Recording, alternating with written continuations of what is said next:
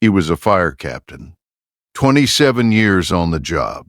He still missed it. Eve had been a developmental pediatrician for 13 years. She knew the cadence of a real emergency. This was not that.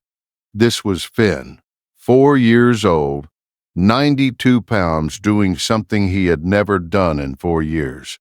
She made coffee. She told herself she would deal with it after breakfast. She had seen this before, not in this house, in other people's houses. In her training, she had learned that the most dangerous moment for a family was the morning the older pet decided the baby was now competition.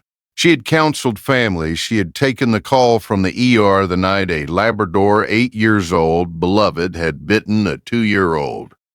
This morning, in her own kitchen, she was certain the older pet had reached a breaking point she had read about in a case study. She called Will at work. He said the things husbands say when they do not want to upset their wives. He said, "Are you sure?" He said he has never done anything, but she could hear the shift in his voice. Finn watched her from the corner of the kitchen. He had not looked away. If you stay for stories about what animals sense before we do, you're in the right place. Subscribe so you don't miss the next one. The decision happened in 20 minutes. Eve shut Finn in the garage and called the rescue's emergency line. She put Quinn on the rug with board books, and she sat on the couch, and she did not stop shaking. She picked up her phone twice to call the rescue. She put it down twice. Then Finn chewed the rubber stripping along the bottom of the door until his gums bled. She thought, "That is the noise that ends a dog's life in this country." She thought, "I will call them at 10. But Finn did not stop. He was not barking. He was not whining. He was throwing himself against a door that was already starting to give. The latch broke at 8:47 a.m. Finn did not run to her. He did not approach Quinn. He went past both of them into the back of the house and stopped. He sat. He stared at one specific spot. He whined once, the first sound he had made in an hour. Eve followed because she did not know what else to do. The most dangerous animal in her kitchen, the one she had been ready to surrender 40 minutes earlier, was not threatening anyone. He was pointing. The reveal came through the dog, bringing a single object from another room and placing it on the floor. She did not understand yet. She would in 43 minutes. Have you ever had a moment where you missed something obvious until your dog refused to let you keep missing it?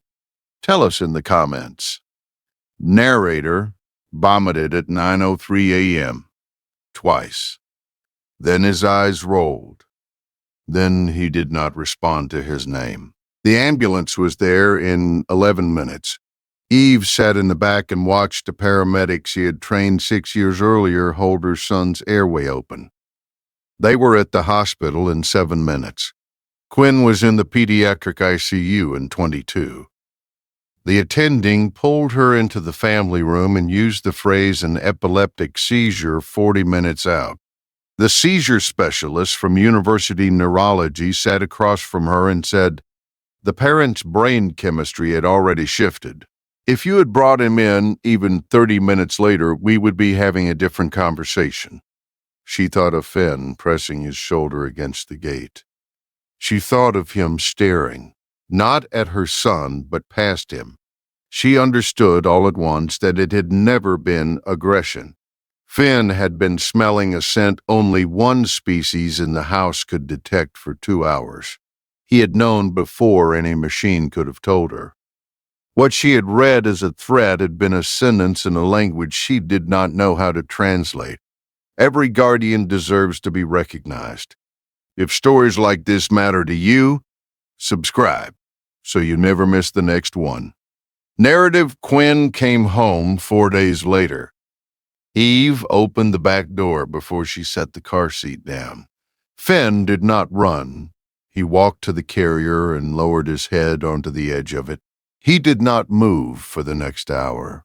The vet later told her that animals can detect changes in a child's body chemistry before any human eye registers a symptom. Eve already knew. She had felt the weight of him against her hand at the gate. That night, she sat on the kitchen floor next to him for a long time and said nothing, because there was nothing she could say that he did not already know. He sighed once, long, and his ribs settled against the floorboards. Somewhere in this country, tonight, another animal is doing the same thing for another family. And nobody knows yet.